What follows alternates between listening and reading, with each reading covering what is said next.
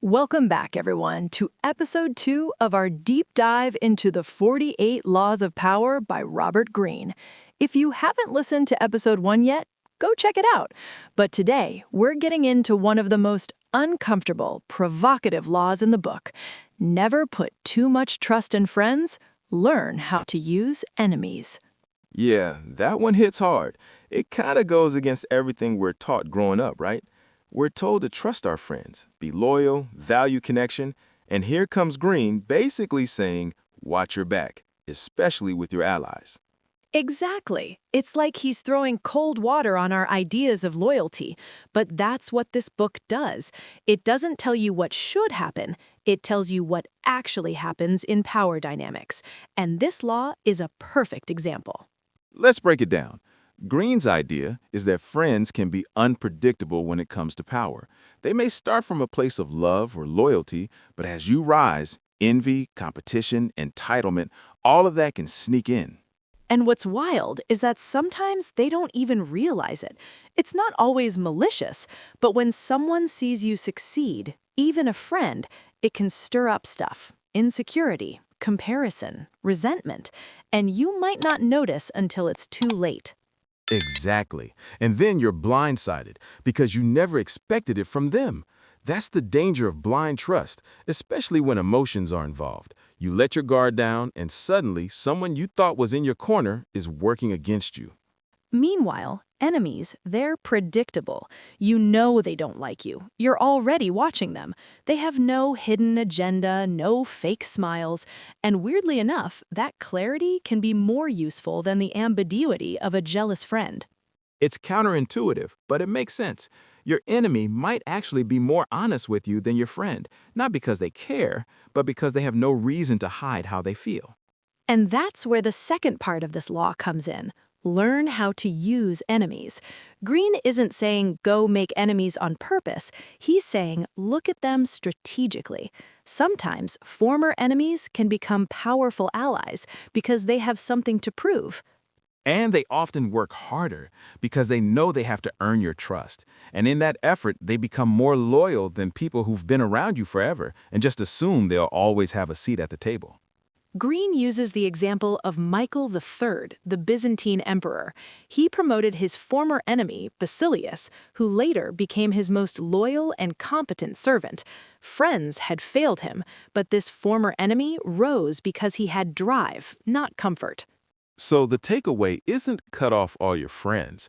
It's don't be naive. Friendship can create blind spots, and sometimes those closest to you are the ones with the most access and the most potential to harm you if the dynamics shift.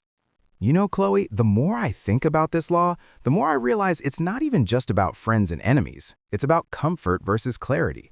Friends often represent comfort, familiarity, but comfort can dull your instincts.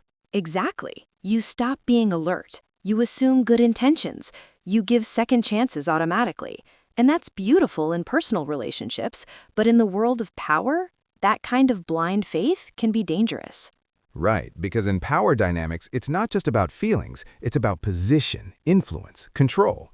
Friends might not even realize they're working against you, but if your success reminds them of their failure or if they feel left behind, things get messy fast.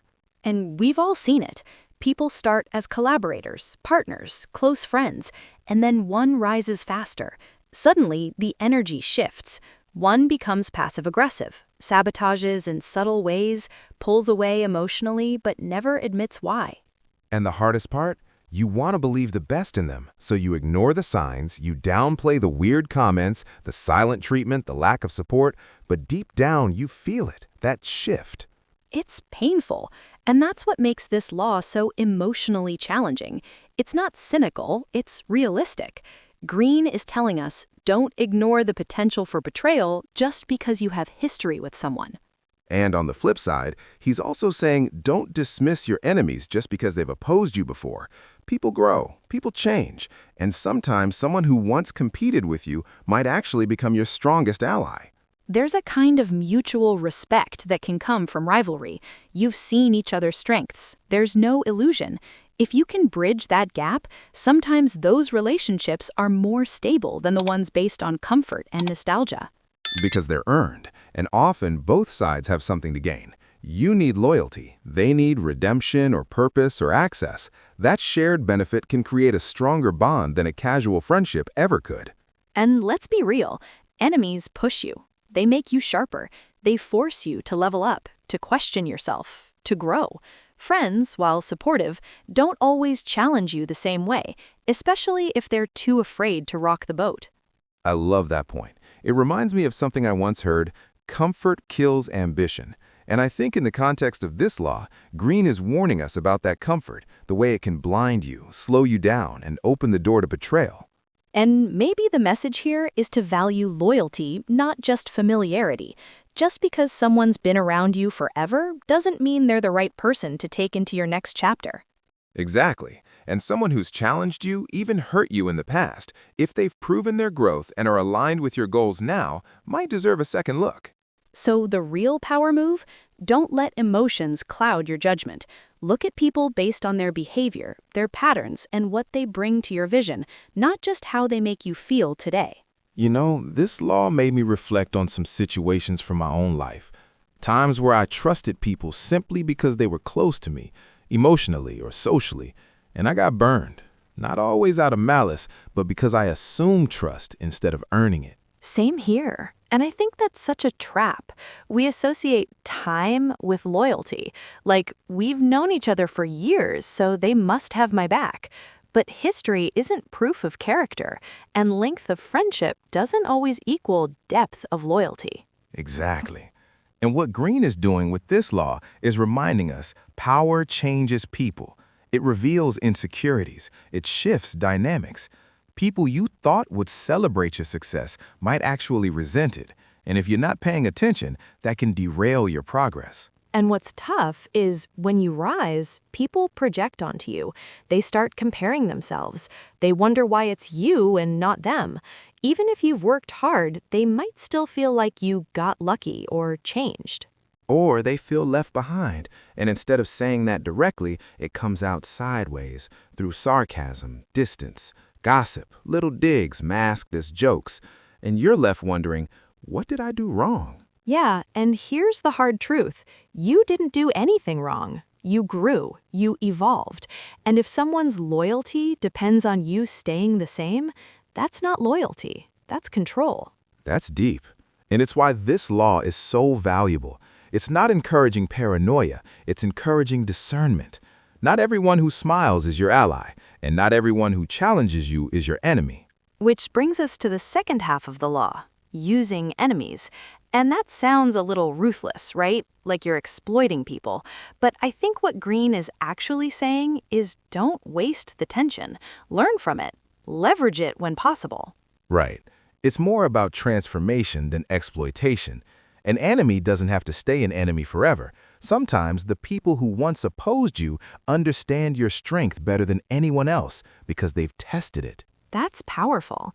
And when someone has seen you at your strongest or your most vulnerable and still decides to work with you, that alliance can be incredibly strong. There's mutual awareness, less illusion. And let's not forget, some of the greatest collaborations in history came from former rivals, people who respected each other because they were once on opposite sides. It's that shift from us versus them to we can win together. But that kind of alliance only happens when both sides are willing to let go of ego. You can't use an enemy if you're still trying to win a personal battle. You have to be able to zoom out and see the bigger picture.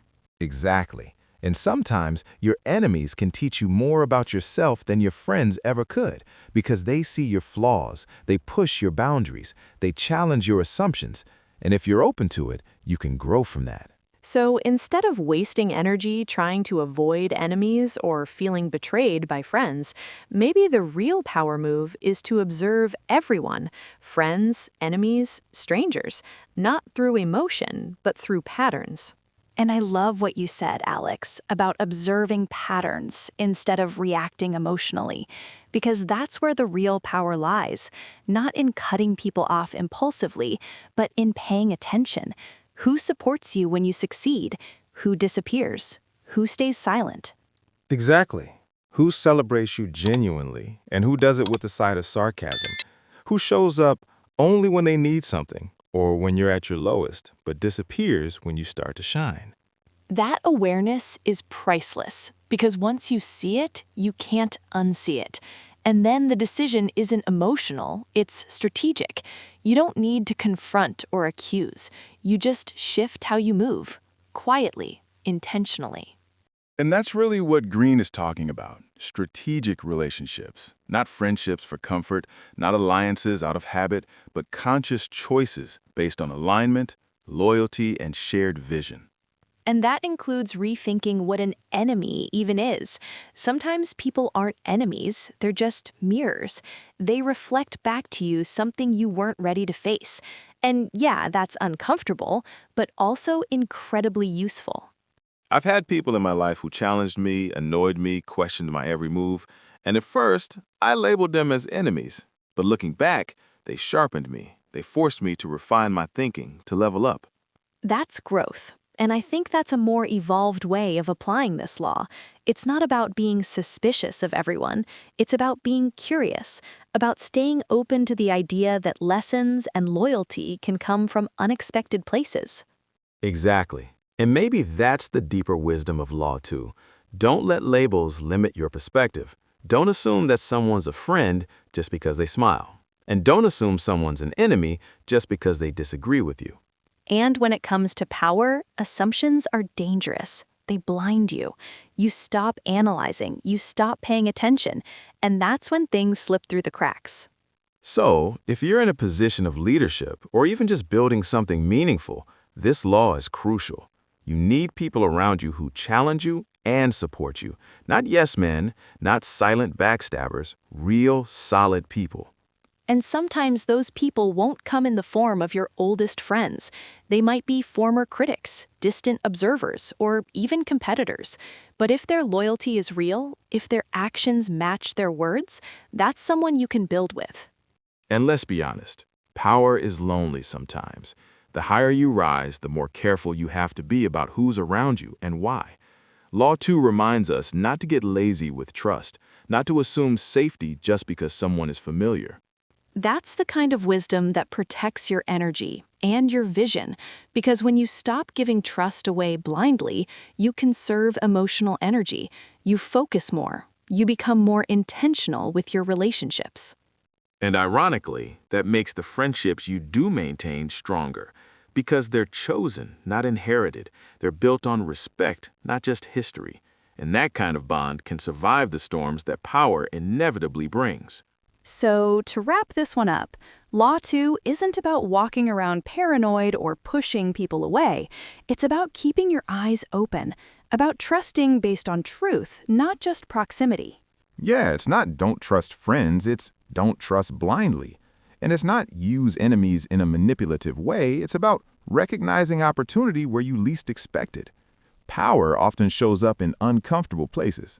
And I think we all need that reminder. Just because someone's been with you a long time doesn't mean they're rooting for your growth. And just because someone once opposed you doesn't mean they can't align with you now. It comes down to discernment, constantly reevaluating who's for me, who challenges me, who drains me, who pushes me forward, even if it's uncomfortable in the moment. And also being aware of your own reactions. Are you pushing someone away just because they once criticized you? Or are you clinging to someone just because they feel safe, even if they're not showing up for you anymore? That's real, because we all have blind spots. And if we're not careful, we'll surround ourselves with people who feel good but don't help us grow. This law is like a flashlight in those blind spots. And maybe that's what makes it so powerful. It teaches us not just about others, but about ourselves, our habits, our comfort zones, our emotional triggers when it comes to trust and loyalty. So here's our challenge to you, everyone listening right now. Take a moment and do a quiet inventory, not dramatic, just real. Who in your life supports your growth, even when it's inconvenient for them? Who disappears when you shine? And is there someone you've labeled an enemy who might actually have the potential to become an unexpected ally? That kind of awareness changes how you lead, how you collaborate, how you protect your vision. And if you're building anything important, that awareness is non-negotiable. So if this episode resonated with you, If it challenged the way you think about trust and power, let us know in the comments.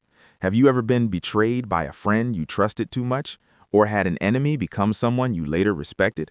We want to hear your stories. And of course, don't forget to subscribe, give this episode a thumbs up, and share it with someone who needs to hear it. These conversations are meant to spark reflection, not just for you, but for your circle too. Next week, we're diving into Law 3, one of my favorites, conceal your intentions. Trust me, that one's going to open a whole new set of doors. So stay sharp, stay strategic, and remember, loyalty is earned, not assumed. We'll see you in the next one. Take care, everyone. Bye for now.